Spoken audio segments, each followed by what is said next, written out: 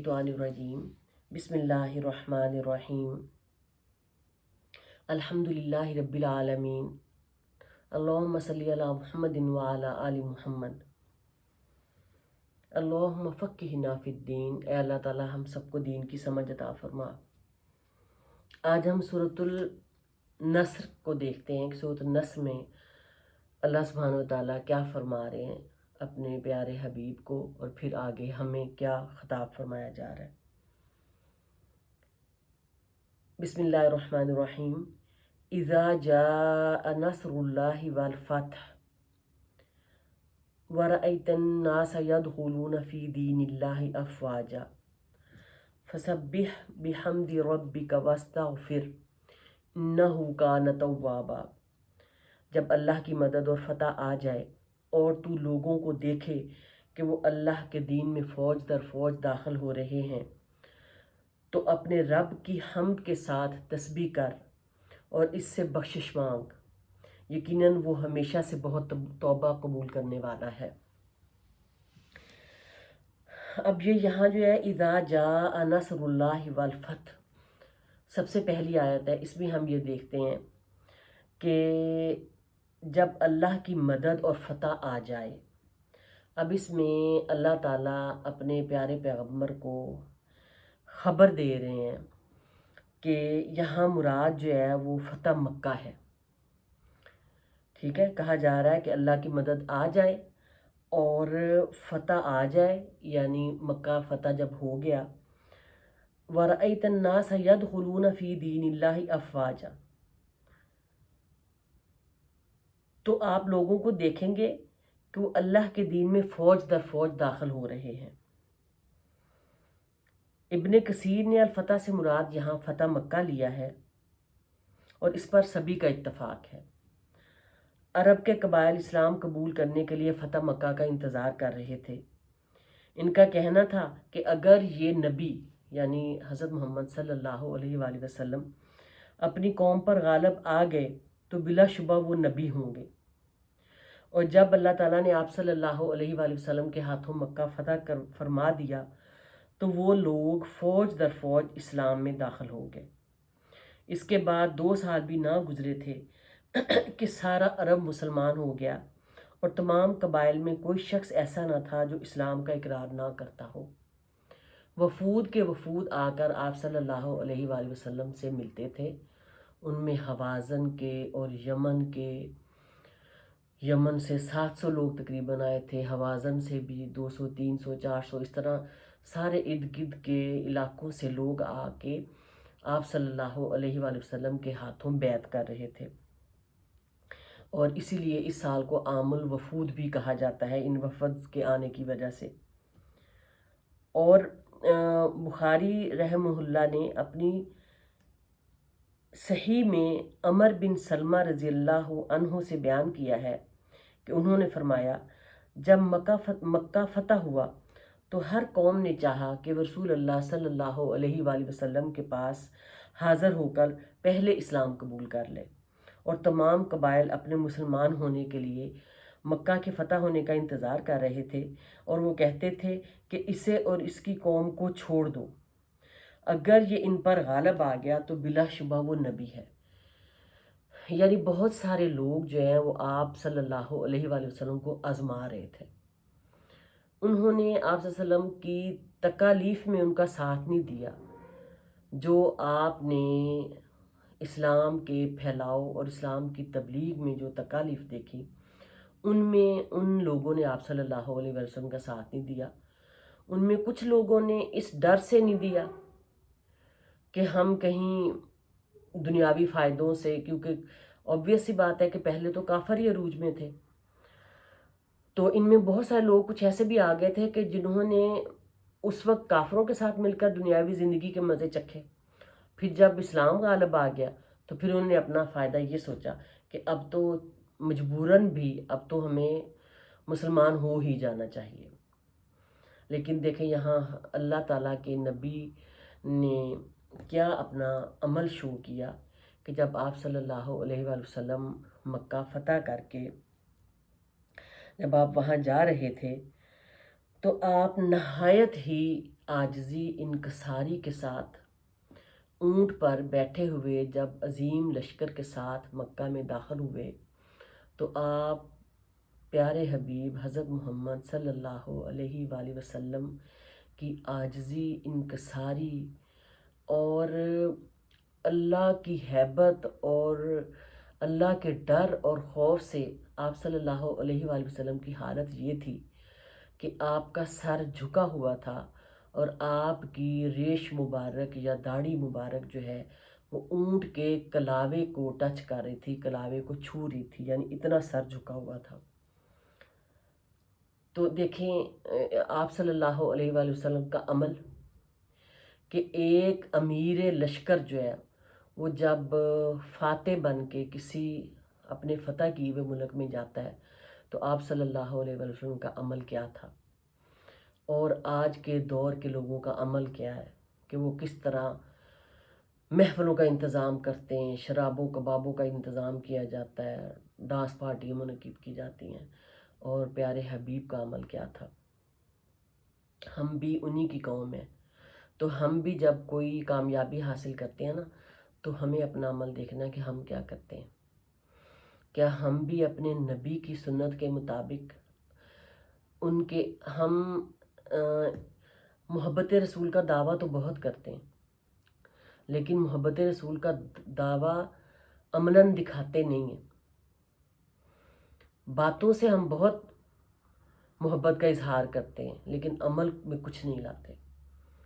अमल में हम उसके उलट होते हैं। जब हमें खुशी मिलती है तो हम खुशी में अपने दीन की तमाम हदें पार करके फिस्को फजूर की हद तक चले जाते हैं। ख़ासकर अपनी शादियों में देख लें कि जो ही शादी होती है तो एक बापर्दा औरत भी जो है वो नंगे जिस्म फुल मेकअप के साथ पार्लर से तैयार होके पार्टी मेकअप्स और बालों की फुल हर चीज़ कलर डाइंग स्टिकिंग हर फैशन स्ट्रेटनिंग हर फैशन करवा के और वो शादी में मौजूद तमाम गैर महरम मर्दों के सामने नंगे सर और टाइट फिटिंग के साथ फिर रही होती है। अल्लाह सुब्हानहू व तआला से दुआ है कि अल्लाह ताला हम ख़ास कर हम औरतों को हदायत नसीब फरमाए और हम ऐसे खुशी के मौक़े पे भी अपना ईमान कायम रख सकें और इस पर साबित कदम रह सकें। तो ये हमारा अमल है। और आप सल्लल्लाहु अलैहि वसल्लम के अमल क्या था कि आप सल्लल्लाहु अलैहि वसल्लम इतना आजिज़ और इनकिसारी के साथ मक्का में दाखिल हुए थे। लोग आपके खौफ और हैबत और दहशत से डर रहे थे लेकिन आप सल्लल्लाहु अलैहि वसल्लम ने ऐलान फरमाया कि मैं आज के दिन तमाम के तमाम लोगों को मुआफ़ करता हूँ, मैं किसी से भी कोई बदला ना लूँगा। ये आप सल्लल्लाहु अलैहि वसल्लम का अमल था। अब ये तो हो गया फ़तह मक्का। अब आगे हम ये देखते हैं कि जब ये सूरत नाज़िल हुई ना तो इब्ने अब्बास रज़ी अल्लाह अन्हुमा से रवायत है। इब्ने अब्बास जो हैं वो हैं जिनको अल्लाह के नबी ने दुआ की थी कि ए अल्लाह इब्ने अब्बास का दिल कुरान के लिए खोल दे। तो इसलिए इब्ने अब्बास से बहुत ज़्यादा रवायात जो हैं वो हमें रवायत मिलती है, मरवी मिलती हैं उनसे। तो यहाँ भी इब्ने अब्बास रज़ियल्लाहु अन्हुमा से रवायत है कि एक दिन उमर रज़ियल्लाहु अन्हु ने बदर के शेखों या बदर के लोगों की मौजूदगी में मुझे बुलवाया और सब लोगों से पूछा कि अल्लाह ताला के फरमान इज़ा जाअ नस्रुल्लाहि वल फतह के बारे में आप सब लोगों का क्या ख्याल है। तो सब ने कहा कि हमें हुक्म हुआ है कि जब फ़तह और नुसरत हासिल हो, यानी किसी भी चीज़ पे जब फ़तह हासिल हो जाए और अल्लाह की मदद हासिल हो जाए तो फिर उसके बाद अल्लाह की हम्द और इस्तग़फ़ार करना चाहिए बहुत ज़्यादा। और कुछ लोग खामोश रहे। कुछ लोगों ने ये जवाब दिया। हज़रत उमर रज़ियल्लाहु तआला अन्हु ने इब्ने अब्बास से भी पूछा कि आप क्या कहते हैं। तो इब्ने अब्बास रवायत कर रहे हैं तो इब्ने अब्बास ने कहा कि मैंने कहा नहीं इसका ये मतलब नहीं है। हज़रत उमर ने फरमाया तो फिर आप बताएं इसका क्या मतलब है। तो हज़रत इब्ने अब्बास फरमाते हैं कि मैंने कहा اس سے مراد رسول اللہ صلی اللہ علیہ وآلہ وسلم کی موت کا وقت ہے۔ اللہ تعالیٰ نے آپ کو اس کی اطلاع دی ہے۔ فرمایا جب اللہ کی نصرت اور فتح آ گئی، یہ فتح اور نصرت آپ صلی اللہ علیہ وآلہ وسلم کی موت کی علامت ہے، لہٰذا اب آپ اپنے رب کی حمد کے ساتھ تسبیح کریں اور اس سے استغفار کریں، یقیناً وہ تواب ہے، توبہ قبول کرنے والا ہے۔ اور عمر رضی اللہ عنہ نے فرمایا جو کچھ تم کہہ رہے ہو اس صورت کے متعلق مجھے بھی یہی معلوم ہے، یعنی حضرت عمر رضی اللہ عنہ نے بھی حضرت ابن عباس رضی اللہ عنہما کے اسی بات کی تائید کی، اور حضرت ابن عباس یہ بات کرتے جاتے تھے اور روتے بھی جاتے تھے ساتھ ساتھ۔ اور حافظ ابن کثیر رحم اللہ نے فرمایا کہ یہ جو تفسیر انہوں نے کی ہے بدر کے لوگوں نے، یہ بہت ہی خوبصورت مفہوم ہے۔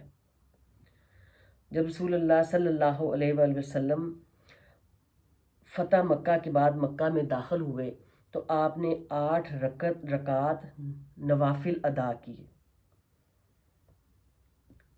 تو یہ بھی آپ صلی اللہ علیہ وسلم کی ایک سنت ہے کہ جب بھی کوئی امیر لشکر کوئی جگہ، علاقہ یا ملک فتح کرے تو اس کو سب سے پہلے کیا چاہیے کہ اللہ تعالیٰ کے آگے شکرانے کے طور پر نوافل ادا کیے جائیں، اور سب سے پہلے اللہ کا شکر ادا کیا جائے۔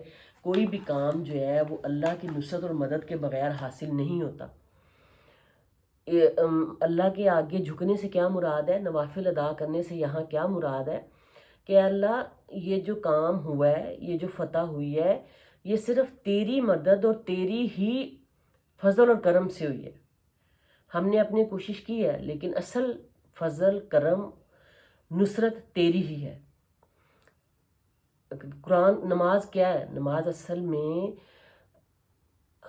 ہمیں جو اللہ نے زندگی دی ہے، نعمتیں دی ہیں، اولاد دی ہے، مال دی ہے، ان سب کا اللہ تعالیٰ کے سامنے شکر گزاری کرنے کا انداز نماز ہے۔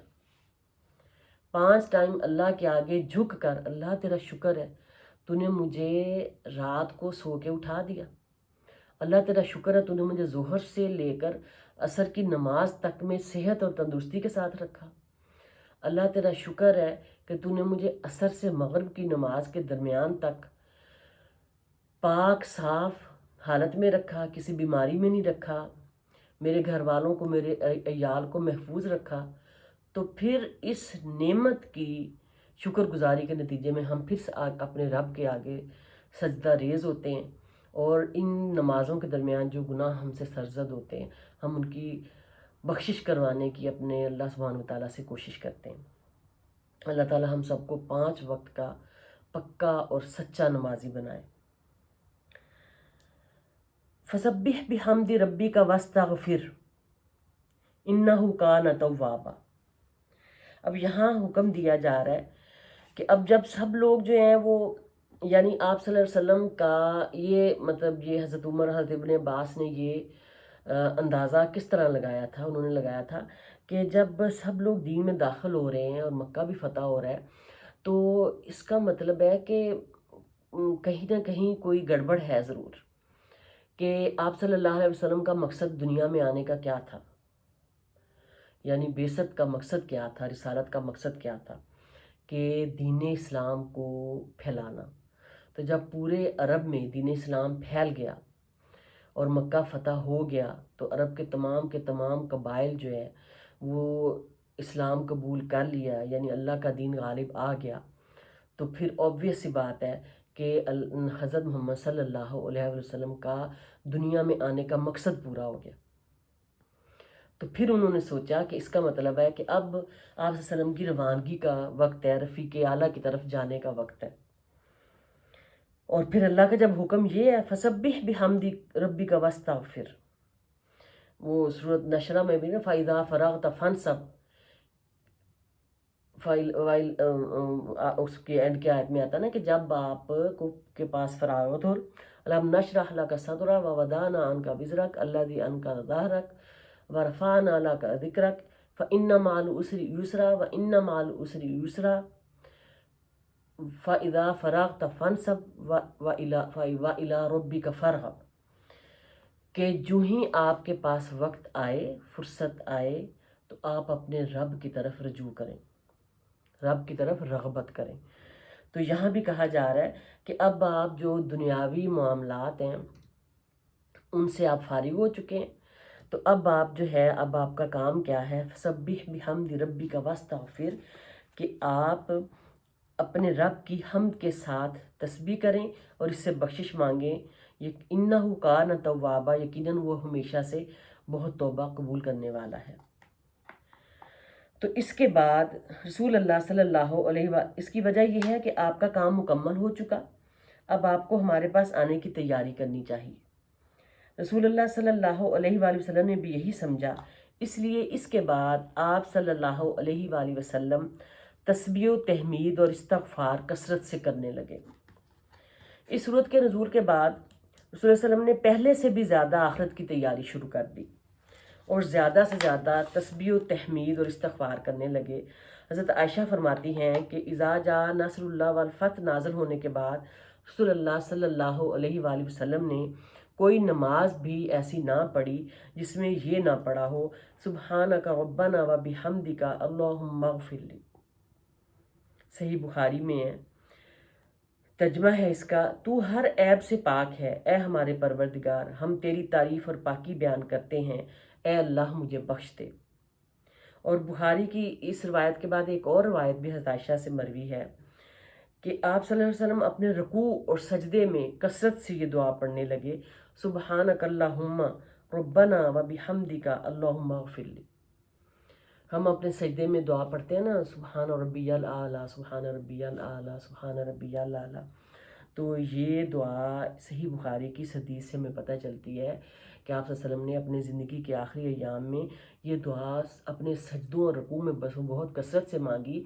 इस दुआ को नोट कर लें, याद कर लें और अपनी सजदों और रुकू में शामिल करें। हमें अपनी नमाज़ों को बेहतर से बेहतर बनाने की और मसनून तरीके से, सुन्नत तरीके से, जिस तरह अल्लाह के नबी ने पढ़ी वैसे पढ़ने की बहुत ज़रूरत है। सुब्हानकल्लाहुम्मा रब्बना व बिहम्दिका अल्लाहुम्मा ग़फ़िरली, सुब्हानकल्लाहुम्मा रब्बना व बिहम्दिका अल्लाहुम्मा ग़फ़िरली। सजदे की दुआ, रुकू की दुआ के साथ ये दुआ ज़रूर पढ़ें।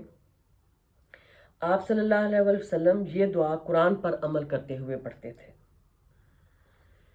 इसी तरह रसूलुल्लाह सल्लल्लाहु अलैहि वसल्लम ने फरमाया कि जो शख्स किसी मजलिस में बैठे, इसमें शोर गुल ज़्यादा कर बैठे, फिर इस मजलिस से उठने से पहले ये पढ़ ले, तो इस मजलिस में इससे जो कुछ हुआ वो माफ़ कर दिया जाएगा। सुब्हानकल्लाहुम्मा व बिहम्दिका अशहदु अल्ला इलाहा इल्ला अंता अस्तगफिरुका व अतूबु इलैक। ए अल्लाह तू पाक है और तेरी हम्द के साथ हम तेरी तारीफ़ करते हैं। मैं गवाही देता हूँ कि तेरी इबादत, तेरे अलावा कोई इबादत के लायक नहीं। मैं तुझसे बख्शिश मांगता हूँ और तेरी तरफ तौबा करता हूँ। ये सारी जो दुआएं हैं ये अल्लाह के नबी की ज़िंदगी का मामूल थी। तो हमारी ज़िंदगी में ये दुआएं कहाँ तक शामिल हैं शामिल? अगर जिन लोगों की ज़िंदगी में शामिल हैं, अल्हम्दुलिल्लाह वो सुन्नत पे अमल कर रहे हैं, लेकिन जिन लोगों की ज़िंदगियों में ये दुआएं शामिल नहीं हैं, वो अपनी ज़िंदगियों में इन दुआओं को ज़रूर शामिल करें। इन्नहु काना तव्वाबा, इन्नहु काना तव्वाबा में काना जो है वो इस्तिमरार के लिए है, इसलिए तर्जुमा किया गया है यकीनन वो हमेशा से बहुत तौबा कबूल करने वाला है। अब यहाँ दो तीन चीज़ें इस सूरत में जो हमें एक तो सबसे ज़्यादा समझ आती हैं और फिर जो हमारे लिए इनमें इस सूरत में सबक है कि कोई भी काम अल्लाह के नबी के ज़िम्मे जब ये काम सौंपा गया, अल्लाह के दीन का कलमा बुलंद करने के लिए, अल्लाह के दीन को सारे दीनों पर गालिब करने के लिए, अल-यौम अकमलतु लकुम दीनुकुम, अल्लाह ताला ने आप सल्लम पर अपना दीन मुकम्मल कर दिया। फिर कहा कि इसको सारी दुनिया तक पहुंचा दो। तो क्या आप सल्लल्लाहु अलैहि वसल्लम ने जब ये दीन फैलाया तो क्या ये काम आप सल्लम ने नहायत आसानी से कर लिया? اور کیا آپ نے یہ کام اکیلے ہی کر لیا؟ اور کیا آپ نے یہ کام چند منٹوں چند گھنٹوں میں کر لیا؟ نہیں. کوئی بھی کام، اور خاص کر نیک کام، جنت میں لے جانے والا کام، یہ تو بہت بہت بڑا کام تھا، بہت بڑا کام تھا. لیکن اگر ہم اس کو اپنی عام زندگی میں بھی اپلائی کریں نا، تو ہمیں کوئی بھی ایسا کام جو ہمیں اچھائی کے رستے کی طرف لے جانے والا ہو، دنیا میں بھی کوئی بھی کام ہمیں جائز حلال، اپنا کو کاروبار شروع کرنا ہو، اپنی کو پڑھائی شروع کرنی ہو، اپنی کو فیملی شروع کرنی ہو، تو کوئی بھی کام ہمیں کرنے کے لیے 3-4 چیزیں از حد ضروری ہیں. سب سے پہلے اٹ موسٹ اسٹرگل، جد و جہد. مومن مجاہد ہوتا ہے، مومن جہاد کرنے والا ہوتا ہے، مومن مسلسل کوشش اور مسلسل محنت کرنے والا ہوتا ہے. مومن بیڈ توڑنے کے لیے پیدا نہیں ہوا. نہایت معذرت کے ساتھ میں اپنے پاکستان کی عورتوں سے درخواست کرنا چاہتی ہوں کہ وہ اپنے ٹائم کو پروڈکٹیو چیزوں میں صرف کریں. ہم عورتیں بہت زیادہ ٹائم ضائع کرتی ہیں، مرد بھی ضائع کرتے ہیں، نوجوان طبقہ بھی بہت زیادہ ضائع کرتا ہے. ماشاءاللہ ہمارے پاکستان میں جتنی زیادہ آبادی ہے، اگر ہم کوئی پروڈکٹیو کام شروع کریں تو کسی طور ممکن ہے کہ ہمارا ملک ترقی نہ کر سکے. ہم مسلمان ہوتے ہوئے، ہم مومن ہوتے ہوئے، ہم اپنے مسلمان ہونے کا حق ادا نہیں کر رہے. ہم جہاد نہیں کر رہے. جہاد کا معنی ہوتا ہے مسلسل کوشش، بہت زیادہ سخت محنت. ہم وہ نہیں کر رہے. وہ دنیا کے لیے بھی کریں گے نا، دنیا کے لیے بھی اگر ہم کریں گے تو مسلمان دنیا میں بھی فاتح بنیں گے. ٹھیک ہے، دین کے لیے کریں گے پھر تو دین اور دنیا دونوں سنوریں گی، اور انشاءاللہ دونوں کے لیے کرنا ہے. ایسا کام کرنا ہے جو دین اور دنیا دونوں کے لیے ہو. اور پھر سارا کچھ محنت، جد و جہد، کوشش اور ٹیم ورک مل کر. کوئی بھی کام اکیلے نہیں ہوتا. اور نرمی، محبت اور شفقت. اور پھر جہاں یہ ساری چیزیں کام نہ آئیں، جہاں دشمن آپ کو بہت تنگ کرے، وہاں جہاد بھی سیف بھی کرنا پڑے گا. وہاں آپ کو اپنی جانیں بھی لٹانی پڑیں گی، مال بھی لٹانا پڑے گا، اولادیں بھی لٹانی پڑیں گی. اور یہ سب کرنے کے بعد پھر بھی اپنے اوپر مکمل بھروسہ نہیں کرنا کہ جی بس میں نے یہ سارا کچھ کر لیا ہے، نو اٹس اوکے، میں نے اپنے پیپر کی تیاری کر لی ہے، میرا کل پیپر، آج میں پیپر دے آئی ہوں یا دے آیا ہوں، میں نے 100% پیپر اٹیمپٹ کر لیا ہے، تو یقیناً میرے میتھس میں، فزکس میں میرے 100 میں سے 100 مارکس آ جائیں گے، ضرور آ جائیں گے. اور انشاءاللہ کا لفظ ہی نہیں بولا. ہمیں کیا کرنا ہے؟ ہمیں اپنے بچوں کو بھی یہی سکھانا ہے، خود سے بھی یہی کرنا ہے کہ میں نے اپنی کوشش کر لی ہے، اور میں نے پوری سے پوری کوشش کر لی ہے. اے اللہ تعالیٰ، میں نے اپنی کوشش کر لی ہے، اب میں تیرے پہ بھروسہ کرتا ہوں کہ تو میری مدد کرے گا، اور تیری مدد کے ساتھ ہی میرے 100 میں سے 100 مارکس آئیں گے، ورنہ نہیں آئیں گے. اگر ہم یہ کہیں گے نا کہ میں نے بہت محنت کر لی ہے، میری کوشش سے آئے ہیں، تو یہ ایک قسم کا تکبر بھی ہو جاتا ہے اور ایک قسم کا شرک بھی ہو جاتا ہے. تو کہا جا رہا ہے کہ اور پھر جب یہ ساری کوششیں کرنے کے بعد آپ نے پوری کی پوری کامیابی حاصل کر لی ہے نا، تو اس کامیابی کا بھی کریڈٹ خود نہیں لینا ہے. اس کامیابی کا کریڈٹ بھی اللہ کے آگے جھک جانا ہے. 8 رکعت نوافل اللہ کے نبی نے ادا کیے، جھک گئے، آج ان کا ساری سجدے میں پڑے رہے. ہمارا عمل کیا ہے؟ ہم ادھر سے ڈگری لیتے ہیں، ادھر سے ہمارا بزنس کا کوئی جو ہے ایگریمنٹ جو ہے وہ، یا کوئی بھی آپ پروجیکٹ کہیں، وہ سکسیسفل ہوتا ہے تو ہم ساتھ ہی پاپر پٹاخے چلانے شروع کر دیتے ہیں، پارٹی شروع ہو جاتی ہیں، اور کئی جگہوں پہ تو نعوذ باللہ شراب و کباب کی محفلیں شروع ہو جاتی ہیں. تو کیا پھر ہم اپنے آپ کو مسلمان کہلوانے کے مستحق ہیں؟ کیا پھر ہم اپنے آپ کو نبی سے محبت کہنے والے، نبی کے عاشق اپنے آپ کو کہلوانے کے مستحق ہیں؟ کیا ہم اپنے آپ کو عاشق رسول کہہ سکتے ہیں؟ جب ہم نے آپ صلی اللہ علیہ وسلم کی سنتوں پہ عمل ہی نہیں کیا تو ہم اپنے آپ کو عاشق رسول کس طرح کہہ سکتے ہیں؟ اور پھر جو اینڈ میں جو آیا فسبی بحمد ربی کا واستغفر، یعنی ایک تو ہر لمحہ ہی کامیابی کے بعد ہمیں اپنے رب کی تسبیح بیان کرنی ہے، حمد بیان کرنی ہے، تحلیل بیان کرنی ہے۔ آپ صلی اللہ علیہ وسلم نے بہت زیادہ بڑھتے سبحان اللہ والحمد للہ ولا الہ الا اللہ واللہ اکبر، اس کے بھی بہت کثرت کرتے تھے آپ صلی اللہ علیہ وسلم۔ اور ہمیں بھی، ہمارے لیے بھی اس میں کیا جو ہے وہ عمل کی بات ہے کہ ہمیں بھی سب سے پہلے جو ہے وہ ویسے تو ہر لمحہ ہر دم ہی ہمیں اللہ تعالیٰ کے ذکر سے اپنی زبان تر رکھنی چاہیے، لیکن جو ہی ہمیں پتہ چلتا ہے نا کہ ہماری عمر ہمارے ہاتھ سے نکلتی جا رہی ہے، ہم بڑھاپے کی طرف بڑھتے جا رہے ہیں، تو تب ہمیں اپنی توبہ استغفار میں مزید شدت لانی چاہیے اور مزید کثرت کرنی چاہیے کہ ہر لمحے اپنے آپ کو عبادت میں مصروف رکھیں، دنیاوی کاموں کو چھوڑ کر اپنی نمازوں میں خشوع و خضوع کریں، اپنے رمضان کے روزے پورے رکھیں، اگر صاحب استطاعت ہیں تو عمرہ اور حج اور کی کثرت کریں جتنا جا سکتے ہیں، اور صدقات نافلہ اور صدقات واجبہ کا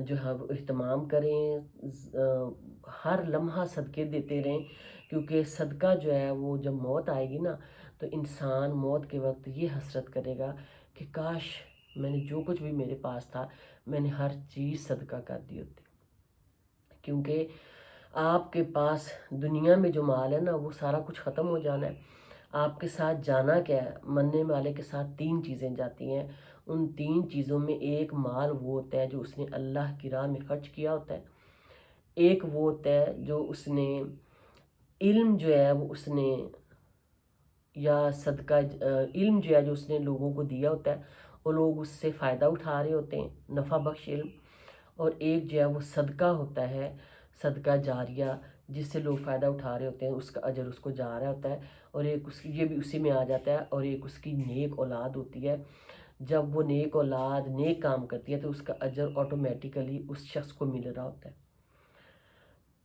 تو اللہ تعالیٰ ہم سب کو صحیح مومن بننے کی توفیق دے، اپنی زندگیوں میں محنت کرنے کی توفیق دے، اور اللہ تعالیٰ کے نبی کی سنت پر چلتے ہوئے ہر دم توبہ اور استغفار اور اللہ تعالیٰ کی حمد و ثنا بیان کرنے کی توفیق دے۔ السلام علیکم ورحمۃ اللہ وبرکاتہ۔